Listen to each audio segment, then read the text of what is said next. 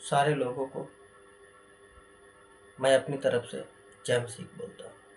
Sister और brother, जितने भाई बहन इस वीडियो को देखें सुने, उन सबको मैं अपनी तरफ से जय मसीह बोलता हूँ। परमेश्वर आप लोगों को इन वचनों के द्वारा बहुत आशीष दे। आज मैं जिस विषय में बात करने जा रहा हूँ वो है व्यवस्था। व्यवस्था की पालना। व्यवस्था की पालना करना चाहिए कि नहीं करना चाहिए। इसलिए हे भाइयों, मैं अपनी बातों को रखने की परमेश्वर से इजाज़त जब मांगता हूँ, और जो भी लोग इन बातों को सुने, इन वचनों के द्वारा परमेश्वर आपको बहुत आशीष दे। खरी शिक्षा की एक बात मैं आपको बता दूं, खरी शिक्षा की सही डॉक्ट्रिन को लेकर हम लोग जो चलते हैं, मसीह मंथन वाले पास्टर दानियल राज जी का जो मोटिवेशन है, उनकी जो खरी शिक्षा है, उनके अपने बेस पर नहीं बल्कि बाइबल की बेस पर है। बाइबल की सही शिक्षा पर है, वचन की सही खरी शिक्षा पर है। इसलिए हम लोग वचन की खराई पर, वचन की खरी शिक्षा को लेकर चलते हैं। मेरा एड्रेस मसीह मंथन बैठक, रायकोट रोड, प्रेमनगर, 12 नंबर गली। मेरा मोबाइल नंबर 82 647 10 192। सो हे भाइयों, अगर कोई बाइबल कॉलेज करना चाहता है, क्योंकि मैं 7 दिन का बाइबल कॉलेज, जिसको बोलते हैं शॉर्ट टर्म बाइबल कॉलेज, उस बाइबल कॉलेज को मैं करके आया हूँ। और जिस हिसाब से पास्टर जी बोलते थे कि ये बाइबल कॉलेज एक महत्वपूर्ण अनोखा बाइबल कॉलेज है, जो 7 दिन में, वो 7 दिन को अब 5 दिनों में कर दिया गया है। सो मेरे भाइयों, 5 दिन कोई खास बहुत बड़ी बात नहीं है, और आप बॉम्बे जाकर बाइबल स्टडी कर सकते हैं। आप मुझसे बात कर सकते हैं, मैं ऑफिस में बात करूँगा, दफ्तर में वहाँ बात करके आपका नाम रजिस्ट्रेशन करवाया जाएगा और आपको बाइबल कॉलेज में भेजा जाएगा। सो हे भाइयों, मैं इस मसीह मंथन बैठक की तरफ से आपका स्वागत करता हूँ। इन बातों को रखूं, परमेश्वर से अनुग्रह और उसकी कृपा और दया मांगते हैं। पिता परमेश्वर, जो बातों को रखने जा रहा हूँ, और जितने भाई इस बातों को सुने, मुझे अपने लिए भी प्रार्थना करता हूँ, और जो भाई सुने उनके लिए भी, उनके परिवारों के लिए, उनके बच्चों के लिए बहुतों के खुदावन आशीष का कारण है। पिता परमेश्वर आपकी दया और अनुग्रह और कृपा, सारी आदर और सम्मान आपको देते हैं। सृष्टिकर्ता, ये प्रार्थना आपके इकलौते पुत्र, हमारे उद्धारकर्ता प्रभु यीशु के नाम में मांगते हैं। सो भाइयों, व्यवस्था क्या है? जो भी व्यवस्था पूरी करना चाहता है वह व्यवस्था से गिर गया है। क्या कहते हैं? जो भी व्यवस्था पूरी करना चाहता है वह व्यवस्था से गिर गया। कहाँ लिखा है? ये बातें कहाँ पर है? गलातियों 5:4, 5, 6, 10, 13, 14। इन वचनों को हम पढ़ेंगे, अध्ययन करेंगे। गलातियों, सो मैं गलातियों खोलता हूँ, 5:4, 5, 6, 10, 13, 14। क्या कहता है वचन? तुम जो व्यवस्था के द्वारा धार्मिक ठहरना चाहते हो, मसीह से अलग और अनुग्रह से गिर गए हो। क्या हो गया? जो तुम व्यवस्था पूरी करना चाहते हो, तो क्या हो गए हो?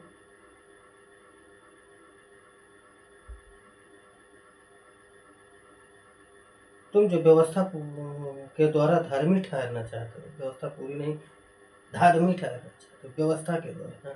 यहूदियों की 613 कानून है, उन व्यवस्था के कानूनों के द्वारा अगर तुम धार्मिक ठहरना चाहते हो, मसीह से अलग और अनुग्रह से गिर गए। पांचवा वचन क्या कर रहा है? क्योंकि आत्मा के कारण हम विश्वास से आशा की हुई धार्मिकता की बाट जोड़ते हैं। क्या कर रहा है? क्योंकि आत्मा के कारण, आत्मा के कारण हम विश्वास से आशा की हुई धार्मिकता की बाट जोड़ते हैं। आशा, हमें आशा है, मसीह की आस लगाए हैं और उसकी धार्मिकता की क्या करते हैं? बाट जोड़ते हैं। छठवां वचन क्या कहता है? मसीह यीशु में न खतना और न खतना रहित कुछ काम का है, परंतु केवल विश्वास जो प्रेम के द्वारा प्रभाव डालता है। खतना और खतना रहित, मसीह में न तो खतना और न खतना रहित कुछ काम का है। चाहे जितना मर्जी खतना करा लो, चाहे खतना रहित हो, कोई किसी काम का नहीं। खतना कराया तो भी, नहीं कराया तो भी। परंतु केवल विश्वास के द्वारा जो प्रेम के द्वारा प्रभाव डालता है, प्रेम के द्वारा।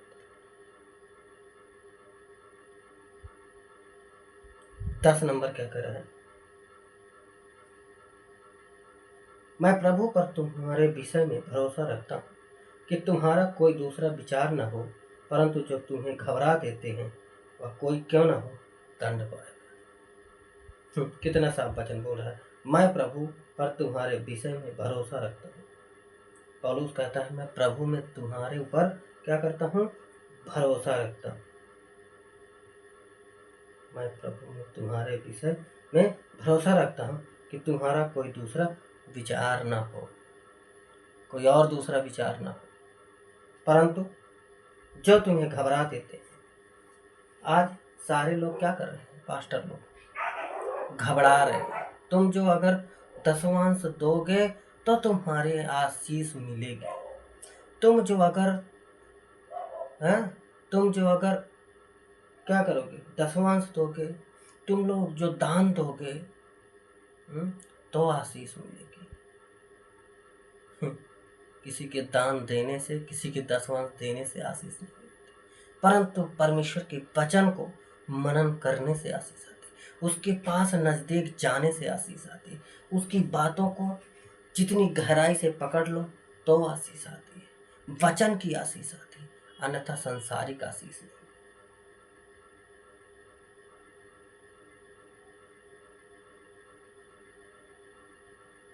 घबरा देते हैं, वह कोई क्यों ना हो दंड पाएगा।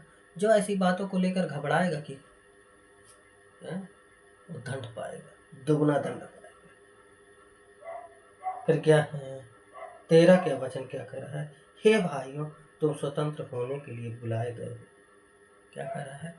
तुम स्वतंत्र होने के लिए बुलाए गए हो, परंतु ऐसा ना हो कि यह स्वतंत्रता शारीरिक कामों के लिए अवसर बने। यह स्वतंत्रता शारीरिक कामों के लिए नहीं है, शारीरिक कामों के लिए नहीं है, वरन प्रेम से एक दूसरे के दास बनो। परंतु प्रेम से एक दूसरे की सेवा करो। दास का मतलब कहता है सेवा करना। आज सेवा करवा रहे हैं, करते नहीं हैं, सेवा करवाते हैं, सेवा करवाते हैं। 14 वचन क्या कर रहा है? क्योंकि सारी व्यवस्था इस एक ही बात में पूरी हो जाती है। सारी व्यवस्था एक ही बात में पूरी हो जाती है। क्या है वो? तू अपने पड़ोसी से अपने समान प्रेम रख। इसलिए प्रभु का वचन कहता है अगर तू अपने ही सगी संबंधियों से, अपने ही लोगों से प्रेम रखता है, तो कौन सा बड़ा प्रेम है तेरा, कौन सी बहुत बड़ी बात है। प्रेम तो उसमें है जो अपने पड़ोसियों, दूसरों से प्रेम करता है, दुश्मन से प्रेम करता है। आगे हम देखेंगे वचन को। दूसरा यूहन्ना 1:9-10-11। दूसरा यूहन्ना 1:9-10-11।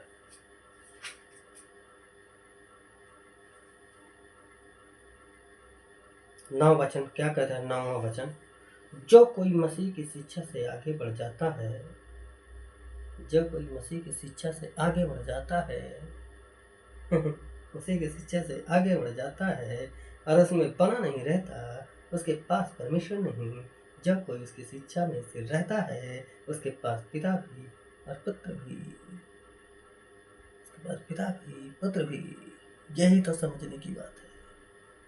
मसीह की शिक्षा, आज जो खरी शिक्षा लेके, खरी शिक्षा, सही डॉक्ट्रिन को लेकर जो दानियल राज चल रहा है, मुहिम चलाया है, जो उन्होंने खरी शिक्षा की टीचिंग दी है, बाइबल कॉलेज खोला है, बाइबल कॉलेज की दी है, बातों को सिखाई है, वो अपनी तरफ से नहीं है, बाइबल की तरफ से, वचन की तरफ से, यीशु मसीह की सही शिक्षा, पहली सदी की सही शिक्षा की तरफ से। जैसे पहली सदी में यीशु मसीह की शिक्षा थी, उसके चेलों की थी, 12 चेलों की थी, वही शिक्षा को लेकर आज हम 21वीं सदी में चलते हैं। 21वीं सदी, और जो कोई उसकी शिक्षा में स्थिर नहीं रहता, किसकी? यीशु की शिक्षा में स्थिर नहीं रहता, उसके पास पिता नहीं, उसके पास पिता नहीं भी है, है? पर जो कोई उसकी शिक्षा में स्थिर रहता है और उसमें बना नहीं रहता, क्या है? जो कोई मसीह की शिक्षा से आगे बढ़ जाता है और उसमें बना नहीं रहता, उसके पास परमेश्वर है ही नहीं। जो कोई उसकी शिक्षा में स्थिर रहता है और उसके पास पिता भी है और पुत्र भी, जो उसकी शिक्षा में स्थिर रहता है, यानी बना रहता है, जो उसकी खरी बातों को लेकर चलता है, उसकी खरी बातों में बना रहता है, उसके पास पुत्र भी है, पिता भी है। इसके पास पिता भी है, पुत्र भी है। 10वां वचन क्या करे? यदि कोई तुम्हारे पास आए और सही शिक्षा ना दे, उसे ना तो घर में आने दो और न नमस्कार करो। सीधा बाइबल बोल रही भाई, उसको तो ना नमस्कार को बोलो, ना तो जय मसीह की बुलाओ, और ना उससे अपने घर में ही बुलाओ। नमस्कार करो। 11 वचन कर रहा है, क्योंकि जो कोई ऐसे जन को नमस्कार करता है, वह उसके बुरे कामों में साझी होता है। भाई, जो गलत आदमी का साथ देगा, वो भी गलत ही बनता है, वो भी गलत ही ठहराया जाता है। कहते हैं जितना गुनाह करने वाला दोषी है, उतना ही गुनाह को करवाने वाला भी उससे ज्यादा दोषी होता है। उतना ही नहीं, बल्कि उससे ज्यादा दोषी होता है। हम गुनाह तो नहीं कर रहे हैं, पर किसी से करवा रहे हैं, तो उससे 2 गुना, 3 गुना नहीं, 4 गुना गुनाहगार होता है, अपराधी होता है। इसलिए ऐसे आदमी से, क्योंकि जो कोई ऐसी जन को नमस्कार करता है, वह उसके बुरे कामों में साझी होता है। आगे क्या कह रहा है? कौन कौन सी शिक्षाएं पवित्र आत्मा की नहीं है? कौन कौन सी शिक्षाएं पवित्र आत्मा की नहीं? पहला, निवास स्थान के लिए। अब निवास स्थान क्या है? निवास स्थान जो यहूदियों का, पुराने नियम में इस्राएलियों का जो निवास स्थान था, जहाँ पे परमेश्वर का धूप जलता था, वेदी पर वो चढ़ाया जाता था, और सारी व्यवस्था निवास स्थान में आती है। जहाँ पे जो मंदिर था, उसको जो राजा सुलेमान ने बनवाया था, उस मंदिर में जो भी व्यवस्थाएं थी, वो निवास स्थान था। वहाँ की जो सिस्टम है, खतना के नियम, जो खतना कराते थे, दशवांश के नियम, सत्य के नियम, सत्य की, क्योंकि सत्य के नियम को यहूदियों ने नहीं माना, इसलिए वो गुलामी में चले गए। इसलिए सत्य के निवास स्थान के नियम, खतना के नियम, खतना जो कराते हैं, और दसवांश जो देते हैं, क्योंकि दसवांश भी व्यवस्था किसी आता है। 613 कानून यहूदियों की, जो भी पूरी करना चाहता है अनुग्रह से गिर गया है, अनुग्रह से गिर गया है। जो भी व्यवस्था को पूरी करना चाहता है वो अनुग्रह से गिर गया है, वो अनुग्रह से गिर गया है।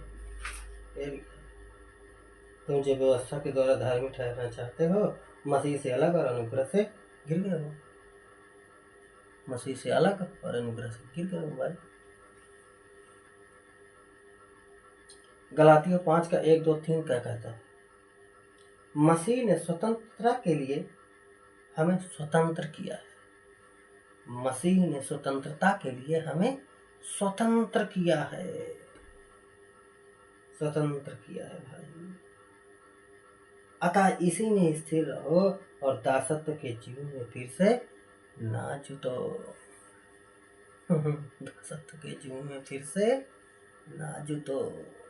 दास बन रहे हो भाई, किसके? दसवांश के दास बना रखा है। दसवांश दोगे तो तुम ही बरकत हो राशि, तो दूसरा वचन क्या करे? देखो मैं पौलुस तुमसे कहता हूँ, पौलुस शुद्ध कर क्या करे? मैं पौलुस तुमसे कहता हूँ कि यदि खतना कराओगे तो मसीह से तुम्हें कुछ लाभ ना होगा। क्या कह रहा है? देखो मैं पौलुस तुमसे कहता हूँ कि यदि खतना कराओगे तो मसीह से तुम्हें कुछ लाभ ना होगा, कोई लाभ नहीं होगा। न दसवांश का, न खतना का, न यहूदियों को 613 कानून का, किसी भी व्यवस्था का पालन करने का कोई लाभ नहीं। हमारे लिए सिर्फ यीशु मसीह की व्यवस्था लागू होती है, अन्य जातियों की व्यवस्था लागू होती है। पौलुस की जो अन्य जातियों की शिक्षा थी, उस शिक्षा के बेस में हमारे लिए कानून लागू होता है, क्योंकि यीशु मसीह ने मैं सब कुछ पूरा किया। सलीब पर चढ़ के जब सब कुछ करा, हे पिता सब कुछ पूरा हुआ, अब मैं पुराना को खत्म कर देता हूँ, तुम्हारे लिए नया कर देता हूँ। इसलिए जब व्यवस्था को खत्म ही कर दिया और व्यवस्था के द्वारा कोई धार्मिक नहीं ठहरा, क्योंकि क्या कर रहा है? क्योंकि आत्मा के कारण विश्वास के तो आशा की भी धार्मिकता को जोड़ते हैं। हाँ, तुम जो व्यवस्था के द्वारा धार्मिक ठहरना चाहते हो, मसीह से अलग अनुग्रह से गिर गए हो। व्यवस्था आई नहीं अपने लिए, तो कैसे कह सकते हो कि भाई व्यवस्था? किसी के ऊपर कैसे थोप सकते हो? व्यवस्था लागू कैसे कर सकते? तीसरा वचन कर, फिर भी मैं हरेक खतना कराने वाले को जताए देता।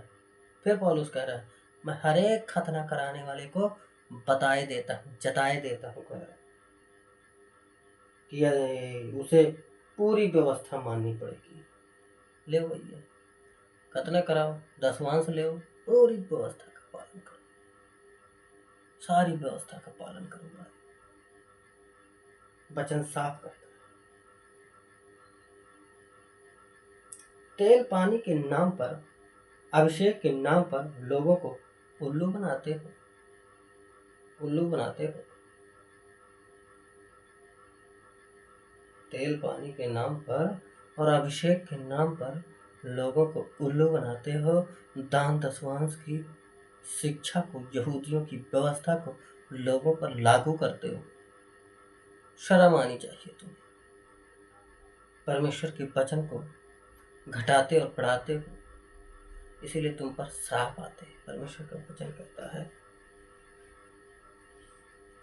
परमेश्वर का वचन कहता है, व्यवस्था विवरण 22 का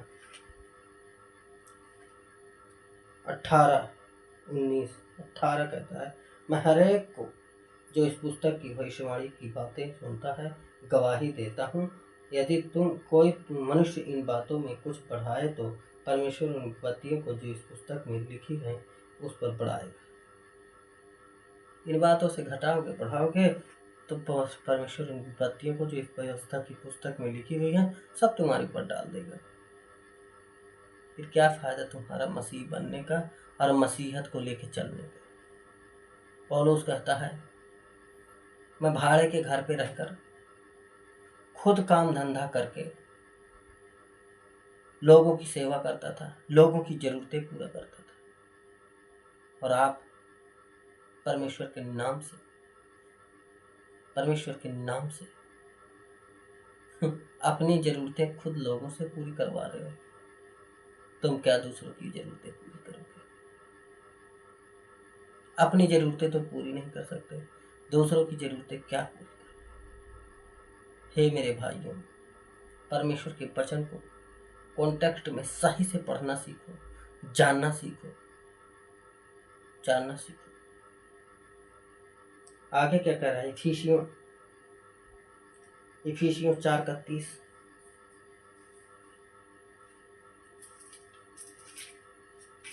इफिसियों 4:30 क्या कह रहा है?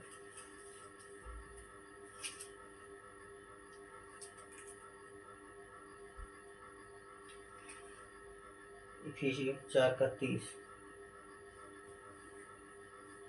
परमेश्वर के पवित्र आत्मा को शोकित मत करो, जिससे तुम पर छुटकारे के दिन के लिए छाप दी गई। क्या दी गई है?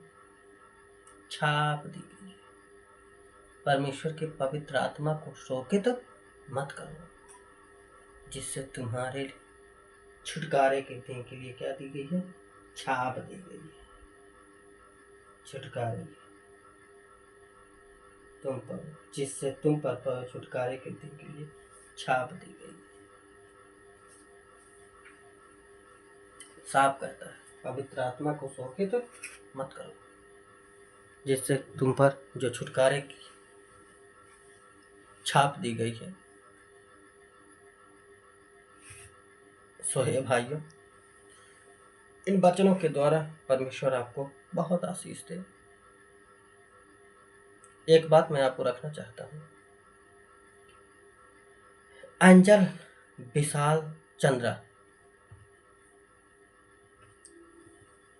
हमारे मसीह मंथन बैठक पास्टर दानियल राज को, जो हमारे MMB यानी मसीह मंथन के डायरेक्टर और